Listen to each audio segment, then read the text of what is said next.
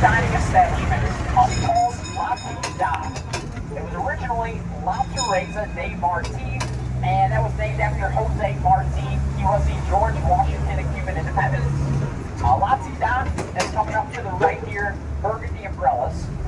He gave some rally speeches at the balcony just above the awnings here. But if you keep your eyes focused to the right, after La Tida here, you're going to find a property that has a gingerbread man on the second floor.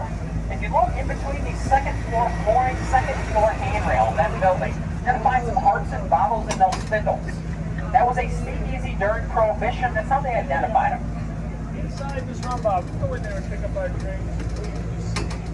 But Key West, as we know it today, has had a lot of different names over the years. And one of the earliest of our names, that was Cayo Hueso, which is the name that early Spanish explorers gave this island when they found it to be covered in bones, human bones. As Cayo means a low flat island, and Hueso, that means bone.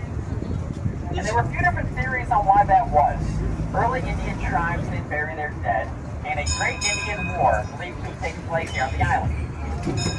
But in any case, they named it Cayo Hueso, and over the years, English-speaking people of the world, they would corrupt that into Key West.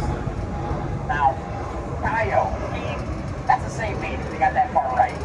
But Hueso, they said, well, kind of sounds like West. So here we are today, Key West. Obviously, in that case, we are not the westernmost key of them all. There's more than a dozen further west than here. Most notably is Garden Key, 70 miles west. That is where you find Dry Tortugas National Park and Fort Jefferson. Fort Jefferson is the biggest brick structure in the Western Hemisphere, 10 million bricks. There's even a couple artificial keys, like on the opposite side of your boat from Key West, there's two keys over there. One's a high-end subdivision, Sunset Key.